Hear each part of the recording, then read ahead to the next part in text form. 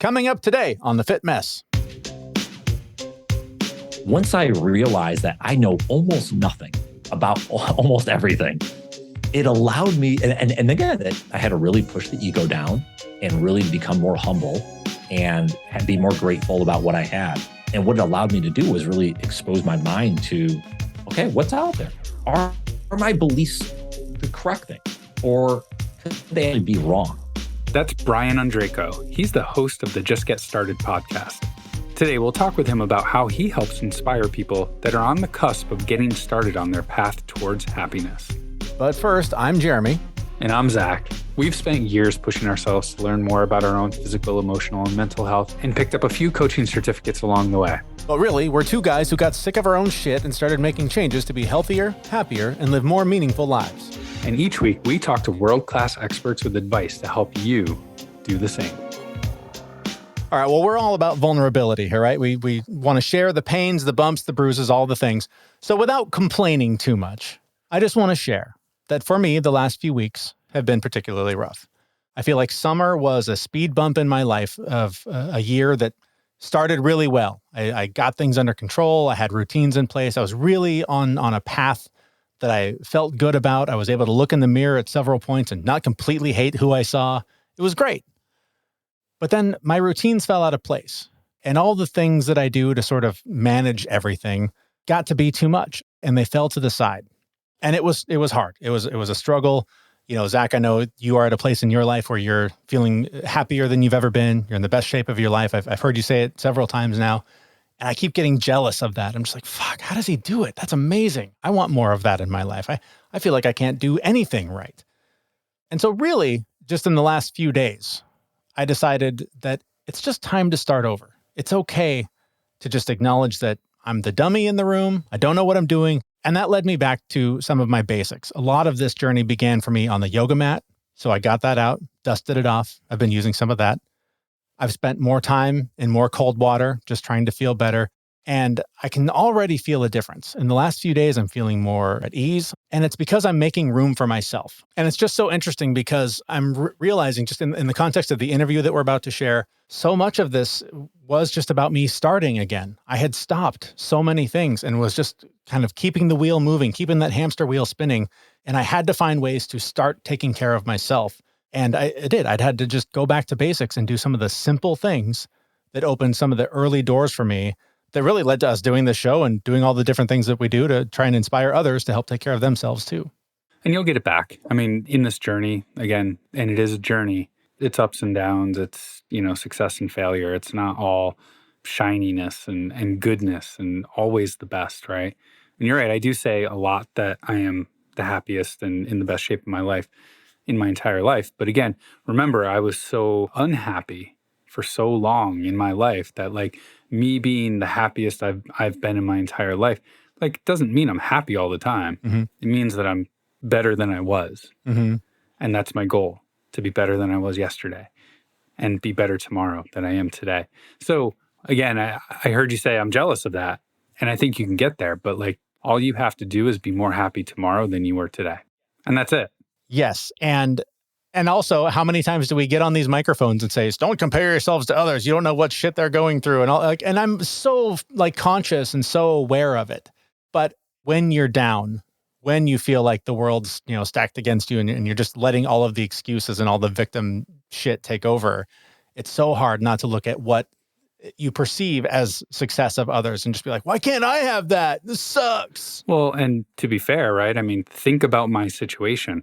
I wouldn't say newly divorced anymore because it's been a little while, mm-hmm. but I live half of the week by myself. My daughter is with my ex-wife half of the week. So I literally have 3.5 days every week where it's just me. Yeah. And I can focus on me and I can put a ton of time in there mm-hmm. on just me.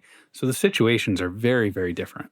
And the point isn't to highlight comparison. That definitely is something that I think gets in the way for a lot of people. But I want to make sure that anybody listening to this, and I think you'll get this from the interview, is that you probably know what you need to do to bring more joy to your life. You probably know the pain points and the things that get in the way and all of the reasons that you're not accomplishing the things that you want to accomplish. And you probably come up with a million excuses every day not to do them and find ways not to get around to doing that thing. But so far, I mean, it's a week. I don't want to, promise the moon here or anything, but I'm feeling better by just starting again, by just dipping my toes in the water, like literally and figuratively, just trying to find little moments of joy. Mm-hmm. And with that is coming the cascading effects of just feeling better, sleeping better, deciding to make better choices in the kitchen. Like all these little things, just by doing a couple things differently is starting to blow those doors open again, where if we were talking last week, I would be just miserable and feeling like, life's never going to get any better. We talk all the time about making sure that you've got time for yourself and to make that time if you don't have it. And that means not pleasing everyone else, right? In order to make sure you're okay. I can speak about, one thing that I've been struggling with lately that's, definitely not the same as what you're feeling, but, I get up stupid early. You know this. I get up at 4:30 in the morning and to the point now where I don't even use an alarm clock. 4:28 hits and like my eyes start peeling open. Wow. And I'm up. And I go to the gym at 5:15 and I beat the shit out of myself for an hour and I love it. Or I go to yoga and then I come home and then my day starts. And that is like, critical for me. But lately I've been having, situations where I've been staying up too late. I've been staying up till 10, 11 o'clock at night. And when you get up at 4:30, you got to go to bed by 8. You really do. Yeah. So I've been staying up too late and then I make the workout and then I'm dog ass tired all day. Yep. Or I don't make the workout and I'm dog ass tired all day because I didn't work out. Right. And then it compounds and it keeps going and going and going. And that situation that's keeping me up late, like I have to put my foot down and say, no more. This isn't happening. I don't care what the benefit is. I don't care what the thing is. These are the things that keep me going all day. And I need to have those boundaries. But even on those days where I am dog ass tired, I still take my athletic greens because I'm not getting my sleep.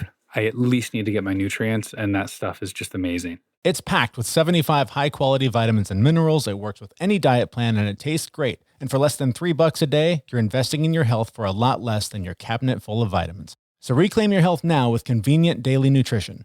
To make it easy, Athletic Greens is going to give you a free year's supply of immune-supporting vitamin D and 5 free travel packs with your first purchase.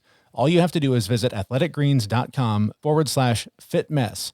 Again, that's athleticgreens.com/fitmess to take ownership over your health and pick up the ultimate daily nutritional insurance. You can also find that link on our website, thefitmess.com. All right, well, taking your Athletic Greens, that's one way to get started, but there's lots of different things, different goals, wishes, things you want to bring to your life that you have been putting off and you need to just get started. How do you do that? Well, we decided to ask the host of the Just Get Started podcast. His name is Brian Ondrako, and we started by asking him what inspired him to start his mission of helping people and why it's so important to him. It'd be nice to kind of sit here and be like, oh man, just get started. I've had this idea for so long and I've prodded it and I've really worked it. The reality is it was partial luck of how it came about. And I think that's maybe part of the journey that makes it fun. So just as a background, right? So what I've discovered in this process for the last handful of years is that I'm a navigator and I help navigate people to just get started. And the core kind of thesis, I guess, is that what I realized after kind of looking back and discovering my own life and things that worked well that didn't, where I had my struggles, was that I found that the only way we discover happiness is we first have to discover ourselves.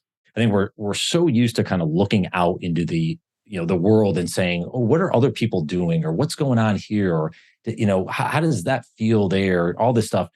But we have a hard time kind of sitting in thought and actually accepting what we actually like. What are the things that we believe in, the things that we want to do? Forget about anyone else, right? What are the things that we actually want to do? So when I started to actually realize that, and a lot of things I'm doing today are because I've kind of reflection of sitting back and realizing like, what makes me happy? What are the things that I want to do in life? And ultimately, let's start making decisions that lead me down that path versus what I used to do, growing up being a middle child and, kind of a small town feel. I was kind of in like this, I played small ball basically. I didn't feel like I could think big and kind of do a lot of things. And what I realized again, later in life was that, no, that was actually such a horrible way to think about it. But what it did was it gave me a lot of complacency. It gave me a lot of lack of confidence, self-limiting beliefs. And I didn't realize until, again, just a few years ago that, I can make the choices and the decisions to become happier And if there's things I want to do, I can go in that direction. I don't have to, wait for someone else to do it. So if I land the plane here on this, is the way Just Get Started came about. It's kind of a cool story. Is I wanted to start a podcast back in 2015. That's when I first kind of had the idea to want to start a podcast. And I went to a conference and I met a guy named Adam Martin. He had a podcast called Makers of Sport. I'll give him a shout out. And we had talked about podcasting and we had talked about, ideas, and he gave me some thoughts. And I'm like, yeah, man, I'm excited. I'm going to start a podcast. A year goes by, 2016, I meet him again at the same conference, doesn't start. I haven't started it yet. And he questions me on it. And I'm like, all right, I'm going to do it this year. Another years go by and I see him in 2017 at the same conference. Now, it's easy to say in a conversation here quickly, 2 years, like it evaporated. We know how, slow the days can go by. So I learned a lot. I was continuing to discover myself and kind of figuring out what I liked and changing, who I was, my mindset. So in 2017, in the summer there, when I met him again, I said, this is the year I'm starting a podcast, because I had built up the kind of the gusto, I guess, of like, all right, I'm ready to do this. And I said, you're going to be a guest on it. And he's like, all right. And I didn't have an idea. Like I was going to talk about the 49ers because I'm a big 49ers fan. I was going to talk about golf just because I'm a big golfer. And, I was thinking of ideas. But what I kept going back to was this, whole idea of like entrepreneurship that was important to me. And I said, man, there's got to be a lot of people out there just like me that for many years, they have an idea and they don't do anything with it, because I had done that in the past with other ideas. So I said, man, what if I do a podcast on this and maybe I bring on people? Because I always wanted to do the interview. Like I grew up watching Regis and Kathy Lee with my grandmother and stuff. So, I love the interview style. Oh, yeah. So I'm like, why don't I do an interview style and let's do a podcast about this? And Just Get Started, it kind of just popped in my head one day, like, I just got to get started. And then it was Just Get Started. And then all of a sudden, what's funny is as I piece back my childhood and all this other stuff with my mentor, Rich, and we started to figure out I was a navigator, Just Get Started actually fit perfect, because it actually is a culmination of all the things I didn't do in my life, and realize that that's the cataclysmic moment is starting. We don't know what's going to happen after that. But if we start, if we put some action in motion, all of a sudden, great things can happen and we can be the happiest we've ever been. So that's kind of the genesis story. I bounced around there a little bit, but hopefully that helps. It is amazing how just taking any action toward something takes you somewhere. And I know this is something that you believe in, is this sort of idea of going after sort of the bigger North Star thing rather than a bunch of incremental goals. Yeah, absolutely. Perhaps the two play together, but talk to me about the difference and why that's an important distinction. I feel the North Star, I kind of like that thought because we never technically reach it. Mm-hmm. I don't think there's a finish line. I mean, besides obviously death, right? There's no finish line of like, oh, I reached this and now what? Like, I believe that it's like, all right, I want to keep advancing. So if my mission is to help navigate people to just get started, I'm going to be on that mission for the rest of my life. The North Star is in the distance. What it helps me do, though, is navigate myself to like, oh, yeah, maybe doing the podcast today or children's books today, but maybe tomorrow it's, I don't know, public speaking maybe, or maybe it's running another bit. I don't know. There's all these things that can be done, but it's under that umbrella. So it doesn't pigeonhole me into like, oh, I only can do X job and do this. No, it gives me a leverage to do a lot of different things leading toward that North Star, Yeah. And I think a lot of times we hear this all the time with goals, right? You set this goal, you achieve that goal, whether it's making X amount of money, losing 20 pounds, whatever the thing is, you hit that goal and you go, aha, here I am. Yeah. Now what? Yeah. And I feel like that's sort of the distinction here that's important, is that there's also this sort of feeling when it is something tangible, when there's a number, a monetary value, whatever, it can be really discouraging to keep missing it. Yes. And if that bigger goal is something that you acknowledge, I will never, ever attain that, but it is just the direction I'm going. Does that sort of liberate some of that worry of dissatisfaction or like, there are days when you're in the gym and you're just like, I got to do this again tomorrow. Yeah. This doesn't ever end. Does that help alleviate some of that for you? Thinking about kind of the way you put that, I mean, I certainly set goals, but I think the goals are, I don't beat myself up if I don't achieve them. And that may sound weird because it's like, well, what's the point of setting goals? My thing is like, well, what are the reasons that we like to, I think we all live in this vacuum and we think like, okay, I want to do X, so Y's got to happen, and then we're going to get to Z. Like, it doesn't work that way. Life happens. Like, we meet different people, and that throws off course, or a new opportunity comes that, again, aligns with our mission. We have to say no to something else. Like, things happen, right? Having a 10-year-old, like, life happens, and I gotta, he is a priority. So maybe some things come up and I have to push other things. So I don't beat myself up if I don't. My whole thing is like, am I putting the effort in to the things that I want to do?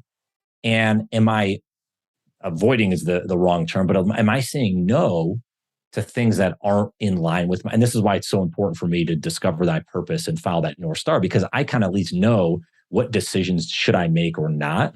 Whereas before I just kind of said yes to almost everything because I'm like, I don't know, like, sure, that sounds cool. Yeah. Well, if it doesn't align. So going like I love the gym analogy because I know we talked about this when you were on my podcast, but just, fitness is so important in my life, health and wellness. And I like that whole idea that James Clear has with Atomic Habits is like, act like a healthy person, make decisions like a healthy person. It's not I want to lose 20 pounds. If you keep making decisions like a healthy person, well, you're not going to stock your pantry with processed foods. Maybe you have more, fruits and vegetables, or maybe you're going to make an attempt to, I can't go to the gym today, but I'm going to go walk around the block. And you're always going to think that way. Yeah. But if you're setting a certain goal, again, if that helps you, I don't know. I'm one person. Yeah. Some people want to set goals and that helps them. Yeah. So it maybe is, I just think it as more of, I want to keep creating apps, these small steps. Ironically, I have it, I think, on my back. Yeah. I found that at whatever you see on my back. For people listening in, it's on my back wall. But like small steps every day, just incremental steps, stay consistent, keep having output toward your direction that's important for you. And I think you're going to have a happy life that way. Every day is not going to be perfect. Every day is not going to be great. You're going to miss days. You're going to have, setbacks, but again, keep pushing forward, The thing about that too, with those tiny, tiny steps that you add up every day, in the thick of it, when you're in the process, it feels like this is doing nothing. This is getting me nowhere. What a waste of time. This is It's really easy to get discouraged by that sometimes.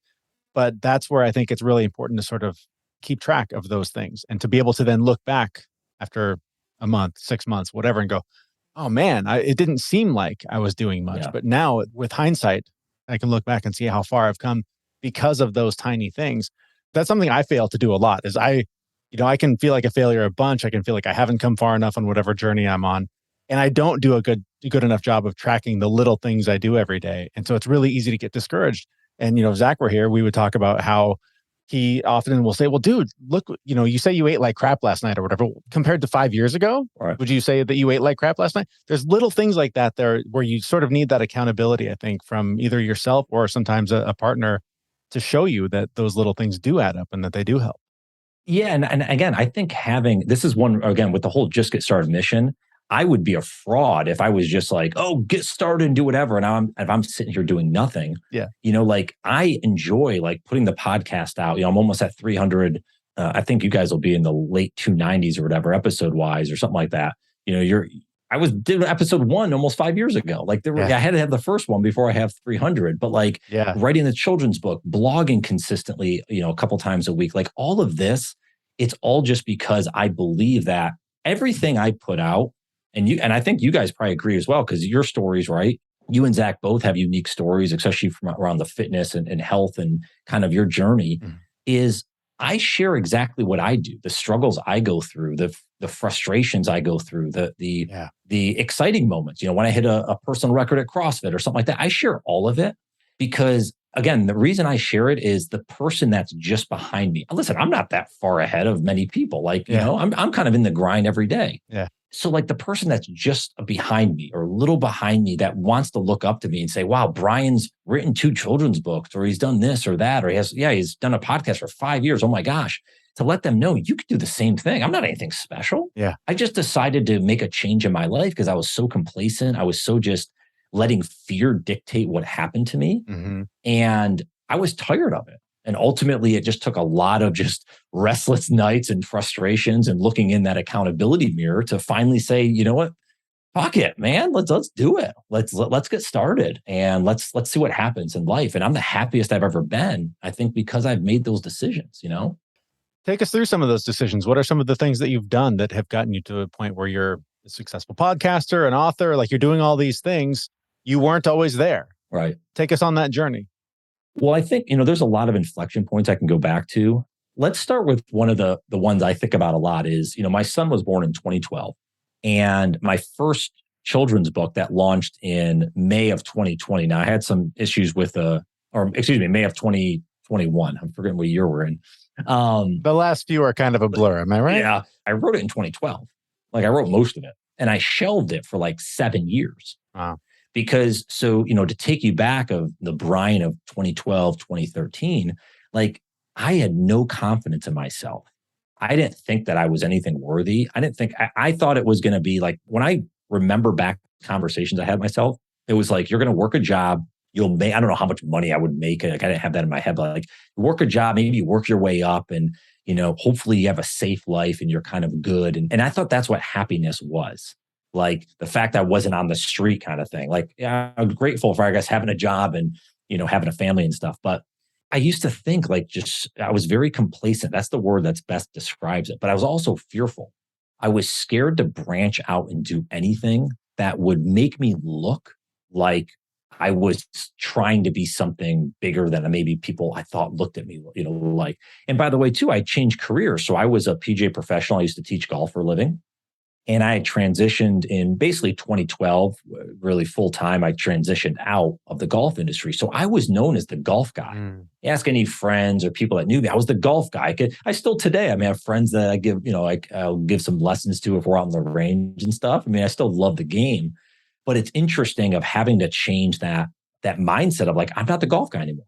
And not putting myself in this label of like, this is who I am. Because that's what we all think like that, right? I'm this guy, or I do that, or I'm whatever. And starting to kind of realize like there's a broader sense here. And then going back to the North Star, those are the things that I'm doing over and over again was like, oh, I have this idea. I want to do this. And all of a sudden it would go by and be like, why did I do that? It just comes back to like shelving the book, not going forward with other business ideas or anything like that. Again, it was just fear and I doubted myself. But what started to happen, and this I give credit to a lot of, I give like random like credit. I remember watching Gary Vaynerchuk. I remember 2011. I watched I watched a lot of his keynotes. But when YouTube would just kind of going out there, he was on, and I remember I was like, whoa, who is this guy? And like hearing him talk differently and think differently, and that kind of opened me up. Having my brother around me who, had a web agency, and I was doing some work with him and seeing how he was growing. And I always looked up to him as my older brother. So kind of, having some people like that in my life and being able to realize like, wait a minute, they're not any different than me. Why can't I do this? So it wasn't this is the whole thing of like the overnight success or anything like that. Like it wasn't just one day I'm like, screw it, let's do it.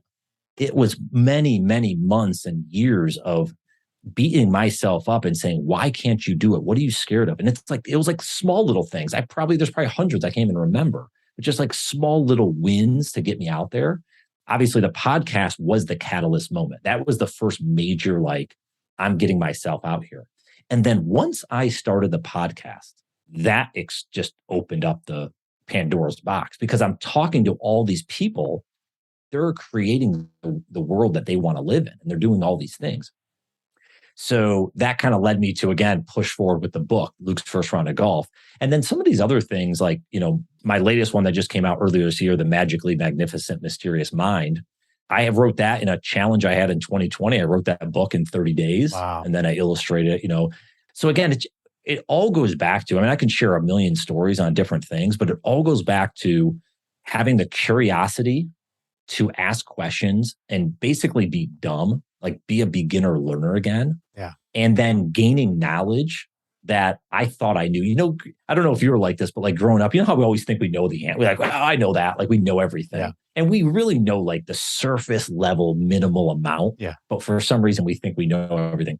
Once I realized that I know almost nothing about almost everything, it allowed me, and again, I had to really push the ego down and really become more humble and be more grateful about what I had. And what it allowed me to do was really expose my mind to, okay, what's out there? Yeah. Are my beliefs the correct things? Or could they be wrong? And when I started to push on that and prod, I started to realize that I was wrong in a lot of the ways I thought. Mm-hmm. The ideas I had from childhood really didn't hold up in my 30s. And I had to almost like, reshape who Brian was. I jokingly call it my Renaissance period. Like I was like doing all this digging and discovery. It's curiosity, and it's really, pushing the envelope on being a beginner learner and being okay with failing. I think that's maybe the greatest lesson I learned in all this is like, what's the worst that could happen? So I fail. So I get laughed at. So what?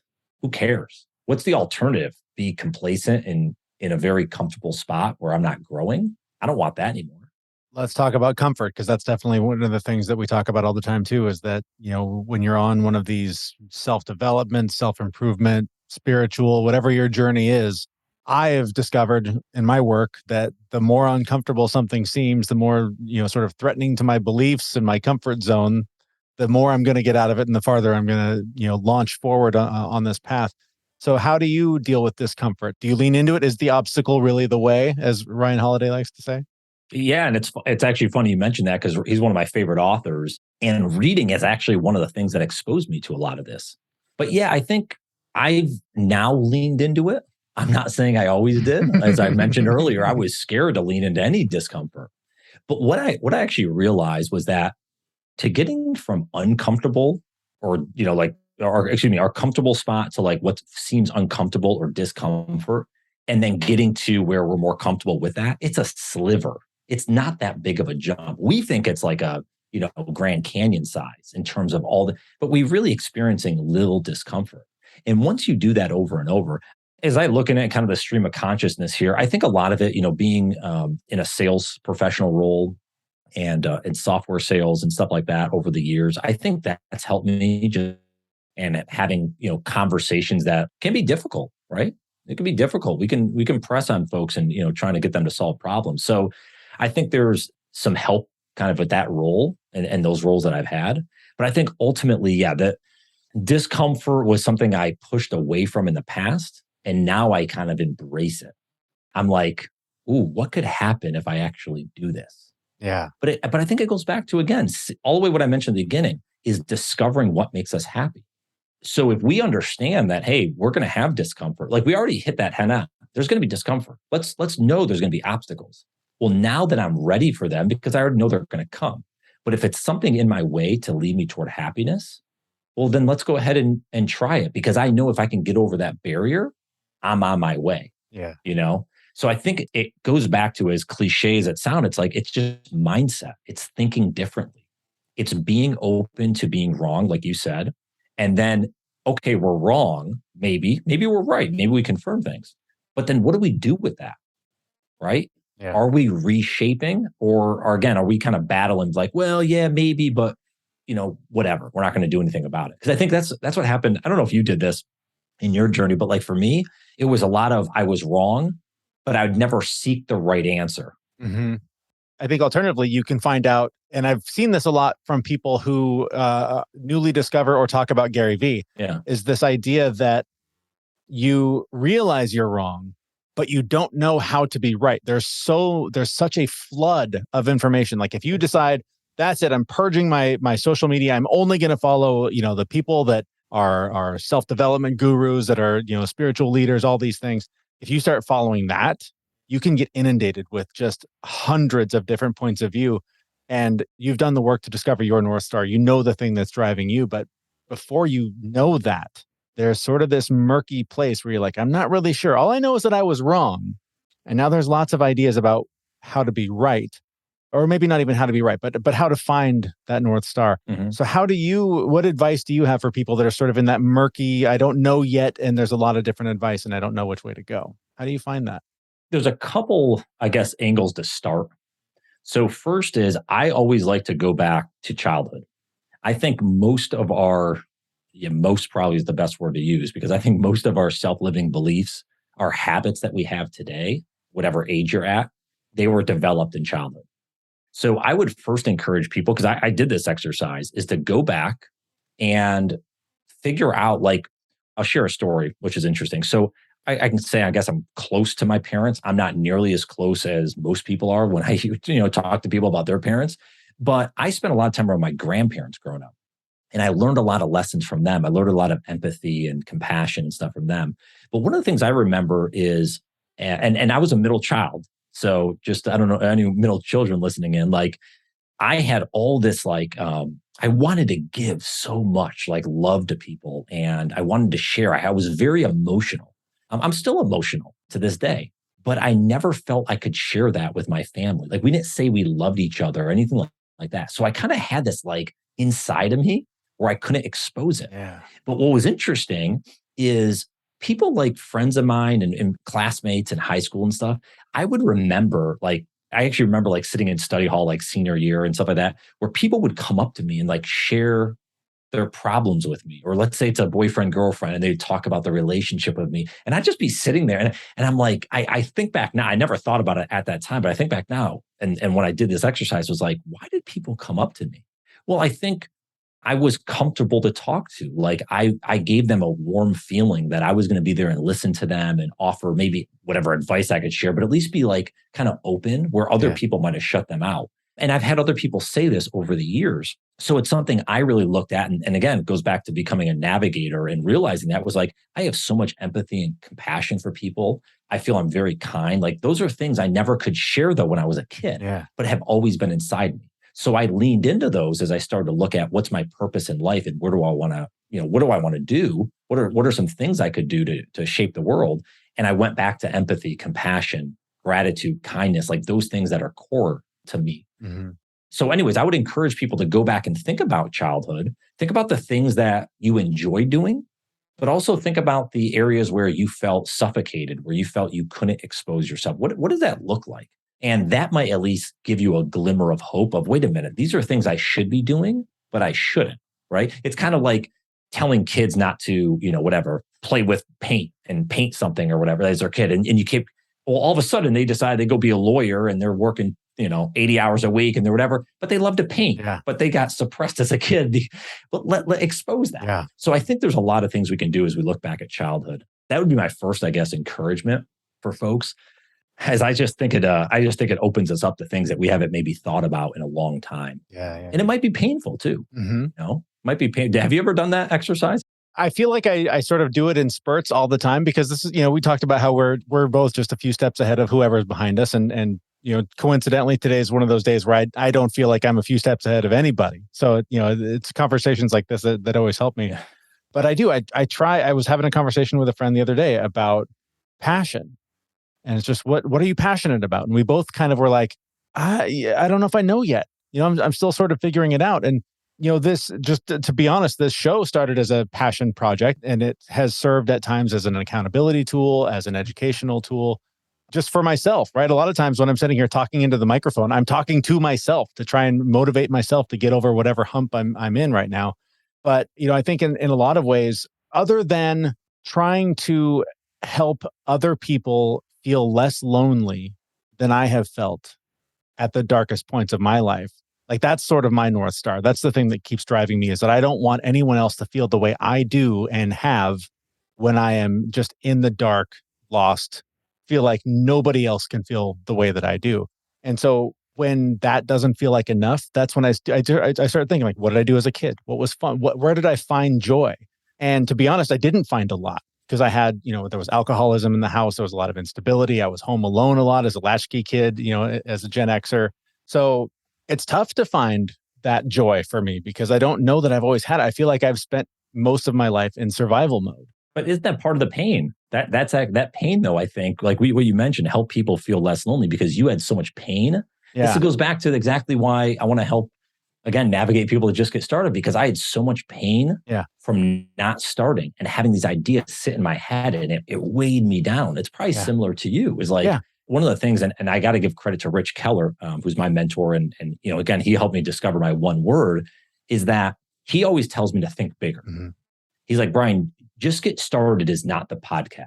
Just get started is not your blog. Just get started is not, whatever, children's books. Yeah. Just get started is your mission to help navigate people to just get started.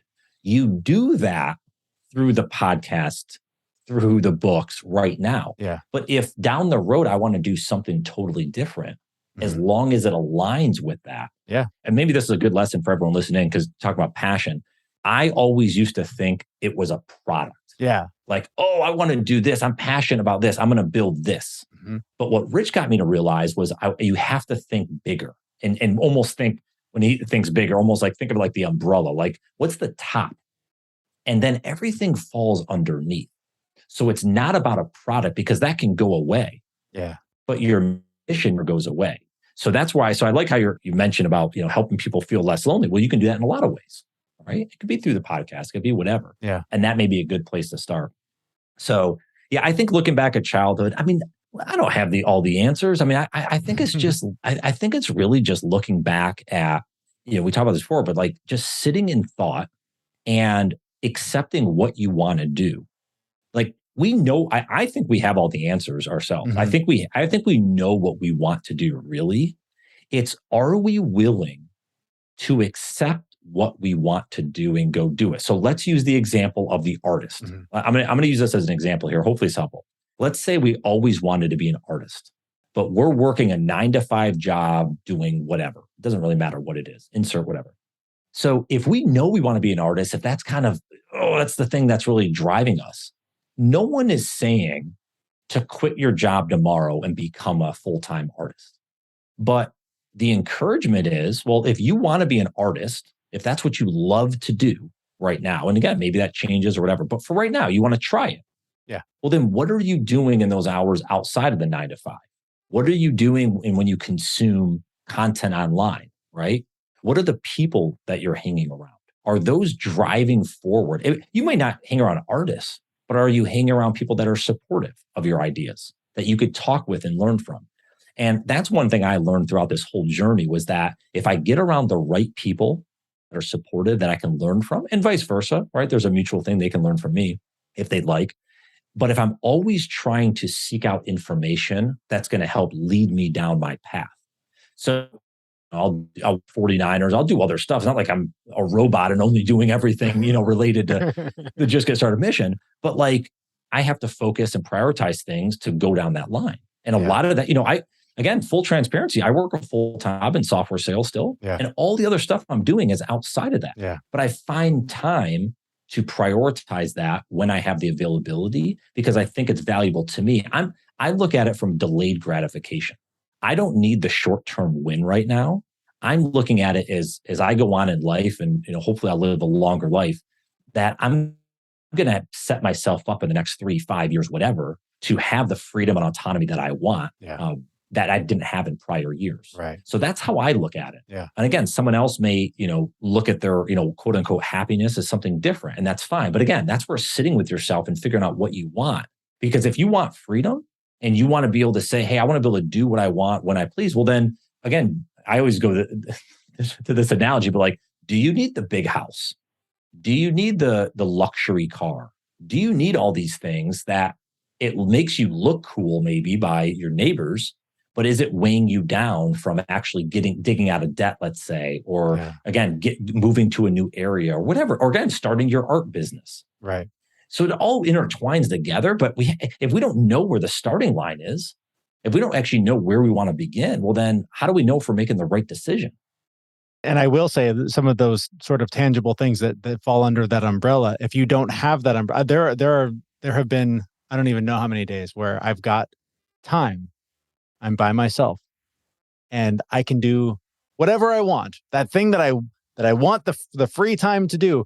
And you find yourself staring into a void of, I don't even know what that is. What am I working toward? So if you haven't done sort of the work to figure out where am I going, that when those doors swing wide open and you've suddenly got a 5-hour block of time to push toward whatever that thing is, and you don't know, right? That's a big, big void to stare at. Yeah. We can always pivot and change. This goes back to what we were talking about earlier. It's okay to be wrong. It's okay to say, gosh, you know what? Maybe this is not what my purpose was. Maybe it was for a few years, but at least you're creating the life that you want versus the other way around, letting other people dictate what you do. This is one thing I teach my son this. He's had some difficulty at school going into 5th grade. And, I try to teach him that he has the choice. It is purely his choice. So if he doesn't have a good day at school, he has no one else to blame but himself. Now he's had some, as we're recording this, he's had some good days recently because his teachers even told me, like, he's kind of said that to her. So maybe he's actually listening to his pop, his dad here. But like, I try to ingrain him, like, dude, you have the choice to make the difference in how your behavior is. It's no one else. And that comes back to accountability. This could be fitness. This can be anything. I mean, we could talk for hours about any type of angle to this. It's accountability. That's all it is. Yeah. And if you have a hard time becoming accountable, who's going to be able to change that but yourself? You got to figure out why. That might be one of the first steps. Everyone listening is like, where do I start? Well, the first step might be, why are you not holding yourself accountable? That might be a first step to dig into. Where's that coming from? Maybe it comes back from childhood. Maybe that's, who knows? Exactly. So there's a lot of roundabout ways, but like I said, I feel we have to sit with ourselves and be quiet and let ourselves process the thoughts and then just accept what we come up with. Because I think we do have the answer. Sometimes we're unwilling to accept what that answer is because it doesn't look good to the outside world. I think you jumped ahead in my notes because I was just going to ask you as we wrap things up here, what is maybe one or two things that you would tell somebody who is sitting on that idea, kicking around that thing that's been rolling around in their head, that they sitting on the shelf, whatever, how do they just get started? The reality is I'll say this because I believe this is absolutely true. Almost anyone you look at, so said listener listening in, right? Anyone you look at and you look up to, they almost have no idea what they're doing. They're making it up just like we are. They may have some idea. Maybe they may have, okay, I kind of want to go down this path or whatever, but they don't have all the steps in place. They may have a goal a year out, but they don't know how they're going to get to that goal yet. They might be still ideating. So that should give everyone confidence that whatever they're thinking in their head, what's the big deal if they start? Like, let's use an idea like if they want to write a book, right? Someone wants to write a book. What's the harm in mapping out the book of just like, okay, what's the topic going to be about? Let me jot some notes down. What's the harm in doing that today? And then if you do that today, what's the harm in doing some more note taking tomorrow? And maybe what's the harm the next day of, writing 200 words? And you start going down this and you're like, I don't know what it's going to become, but all I have to do is dedicate a little time and energy. And I can't tell you what that time is. Is that 30 minutes? Is that an hour? Is that 4 hours? Who knows, right? Everyone's different. And one of the things too, I used to think that, this idea I have, it's such a great idea. I'm not going to do it. Okay, let's keep this hidden. Let's do whatever. No, I talk about it. Bring it out to light, write it down, expose it, and start moving forward with it. I mean, the whole, just get started. It's like easier said than done sometimes. It's like, but it really is like, what's the incremental thing? Like if you had 10 minutes today on whatever idea it is, what is the simplest path forward? It's like David Goggins. Do you follow David Goggins? Yeah, I do. Yeah. Yeah. You like Goggins? So, and by the way, I recommend his book. Can't Hurt Me is just an unbelievable story. I love his book. I recommend the audiobook. But like his thing is like, forget about a hard workout. Today might just be putting on the shoes. That might be the first step, just putting on the shoes, getting ready to start. And then maybe tomorrow it's walking out the door. Like that's how simple we have to think about it if we're having a hard time starting. Everything else works in. If we're consistent with it, if we do the small steps, the things we've talked about, we don't know what it's going to become, right? And by the way, we may figure out like how many episodes you now? 140-ish, right? In that range, yeah. Yeah. So same, like I said, when I started episode 1, I didn't know I would get to 300 episodes. Yeah. I may get to 600 or 900 or 5,000 someday. I have no idea. Yeah. But it's the idea of like, hey, I'm going to put the next one out. And by the way, I was going to stop the podcast 3 or 4 different times. But what kept me going was, again, similar. Maybe you're saying today, like you almost feeling like you're behind. Like I had those times too, where I'm like, this isn't. I don't have as many listeners as I thought, or why is it? And I kept going back to, I don't give a shit about that. Yeah, it's not about having as many listeners as Joe Rogan. It's about, is there one listener that's going to get impacted by this episode that was similar to me? And that's what keeps me driving. Yeah. That's what keeps me going. And that's what I would encourage everyone. What is your idea?